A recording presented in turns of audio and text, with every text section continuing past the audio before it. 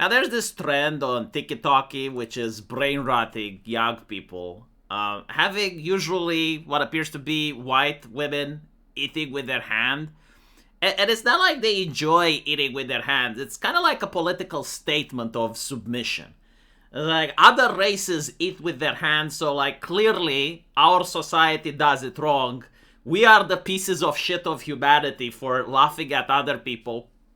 And so we need to lower ourselves and be like them, because all the wisdom and knowledge and compassion in the world comes from everywhere else except the West. And so this is not like a show of appreciation towards other cultures. Like, what we're seeing here is not like weebs who decorate their bedroom into the anime dungeon. No, this is like genuine hatred for the society you grew up in, and starting to criticize everything and believing that if Europeans do it, it must be wrong, and if there's a difference compared to other people, then those other people must be doing it correctly. Again, I just chose this specific TikTok video, but this whole thing is going viral, kind of like the same way when Osama bin Laden's letter was going viral on TikTok. But it's interesting, right? Like, why do Europeans eat with a spoon and fork, and why are we so proud of it?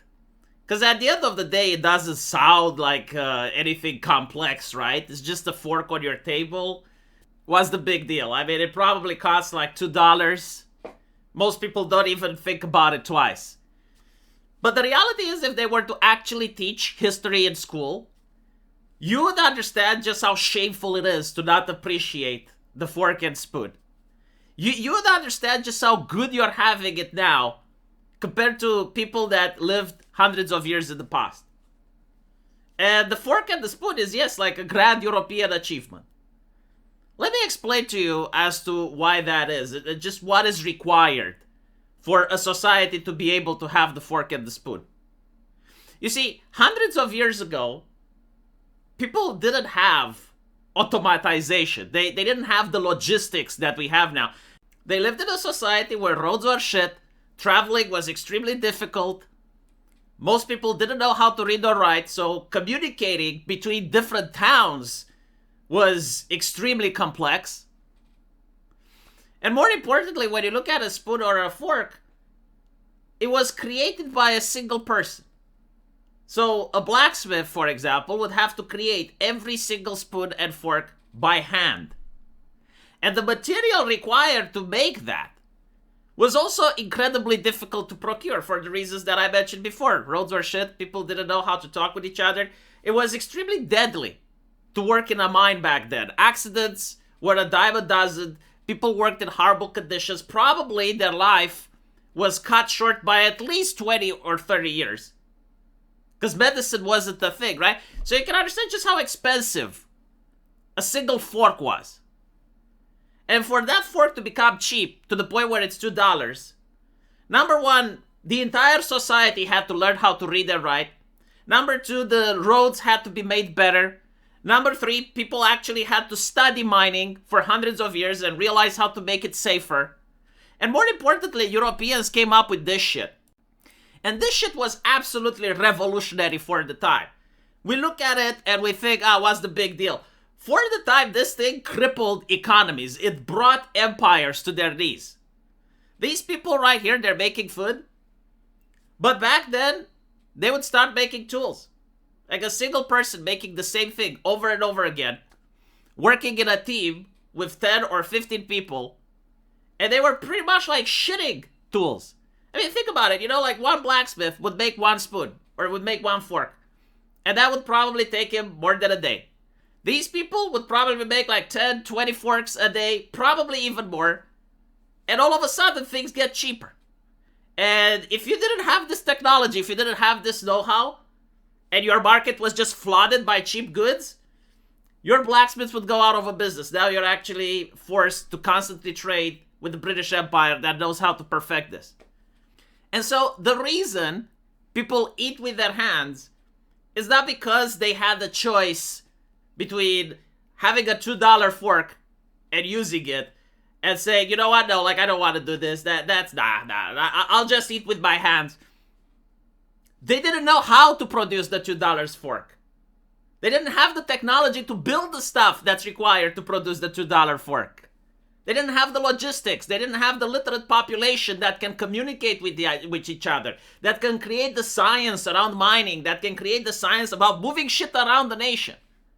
And that's pretty much why they also got BTFO'd in so many imperial wars.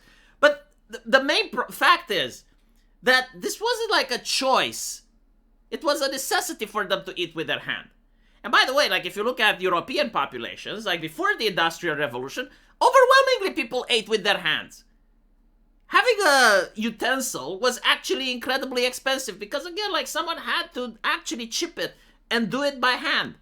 Of course, it depends from province to province, depends from place to place, but like most people were poor, they couldn't afford this shit. And if they could, like they had very little of it.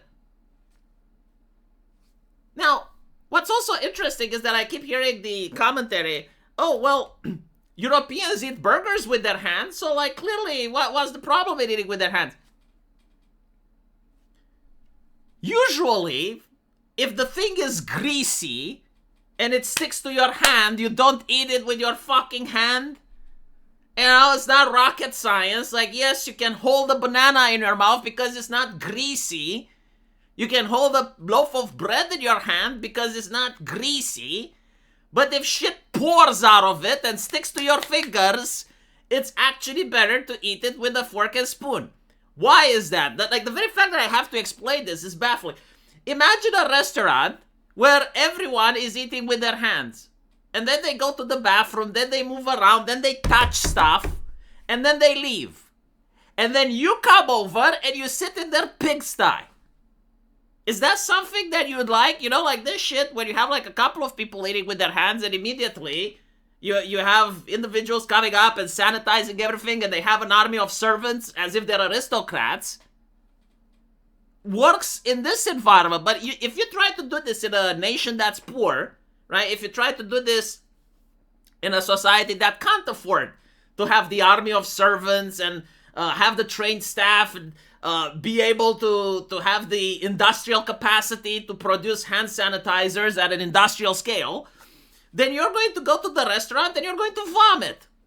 Because it is a pigsty, for the reason that I mentioned. Everyone is going to touch everything.